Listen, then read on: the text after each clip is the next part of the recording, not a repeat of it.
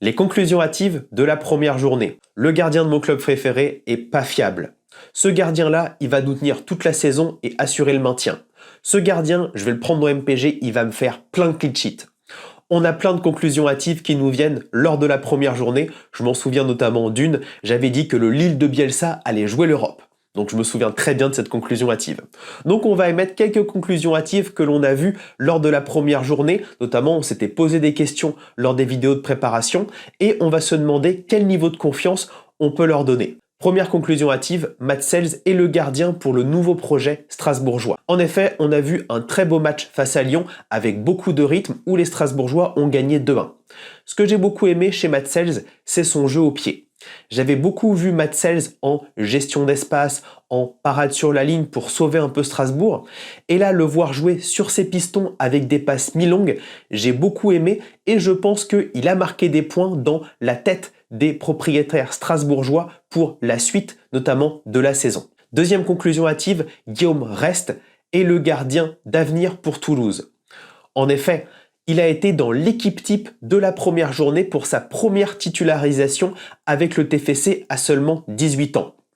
Je le connaissais pas du tout, j'ai vu qu'il jouait les matchs en préparation estivale. On a vu notamment qu'il y a eu un gardien de recruté comme gardien numéro 2 et Ketil Hogg est relégué en tant que gardien numéro 3 et c'est Guillaume Rest qui commence la saison. On va voir ce que ça va donner. Allez, on va donner un niveau 2 sur 4 de confiance à ce genre de choses. On va voir ce qui va se passer au fur et à mesure des matchs, mais en tout cas, c'est une super première pour lui. Troisième conclusion hâtive, Philippe Cohn est le nouveau Nouble.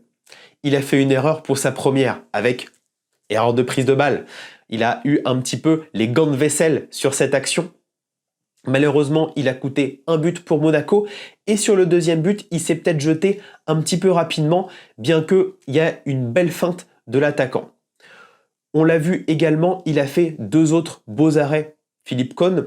Donc pour cette assertion, allez, je vais mettre également un 2 sur 4. On attend de voir parce qu'en effet, faire une erreur comme ça, aussi grossière lors de la première journée, c'est dommage, mais on est bien évidemment, on le sait, ça peut arriver à tout le monde. Quatrième conclusion hâtive, Nantes doit recruter un gardien. En effet, Alban Lafont s'est fait les côtes et le pneumothorax. Normalement, il sera out jusqu'à fin octobre. Est-ce que Nantes doit recruter un gardien? Parce qu'on attendait le départ justement d'Alban Lafont pour recruter un gardien. Déjà pour moi, Alban Lafont va pas pouvoir partir avant la fin du mercato. C'est vraiment difficile d'être transféré lorsqu'on est blessé et qui plus est après une fin de saison difficile l'an passé. Ensuite, est-ce qu'ils vont devoir recruter un gardien? On a Rémi Descamps qui est là, on a Petric. Franchement, je pense qu'ils vont devoir attendre peut-être les 2 prochains matchs pour voir ce qui va se passer avec notamment Rémi Descamps qui va revenir de suspension. Mais sur cette assertion, pareil, un 2 sur 4, j'ai confiance sur le fait qu'ils vont devoir au moins se poser la question avant fin août et pourquoi pas prendre un joker médical s'il y a des complications pour Lafont.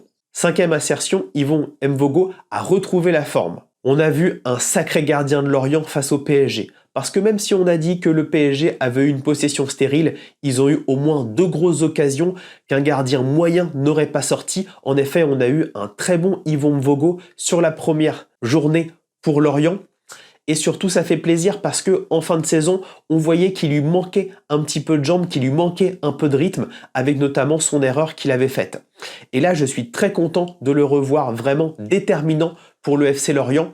Sur cette assertion, je mets un 3 sur 4 de confiance. Enfin, dernière conclusion hâtive, Marcin Bulka est le gardien qu'il faut pour Nice. Ça fait du bien de voir enfin Marcin Bulka numéro 1 à Nice, ou en tout cas ça fait du bien de lui voir avoir sa chance. Je pense que la titularisation de Chevalier avec Lille, de Rest avec Toulouse, a pu convaincre également Nice de donner sa chance à Bulka, qui est un gardien qui est passé par les plus grands centres de formation avec le PSG et Chelsea. Et donc ça fait du bien de le voir titulaire et surtout il a fait une sacrée partie. Son double arrêt en début de match, puis ensuite son arrêt un petit peu juste au-dessus de sa tête. Franchement, une super partie.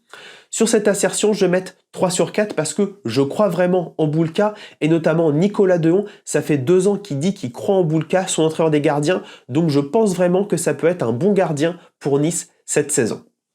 Voilà pour les conclusions hâtives.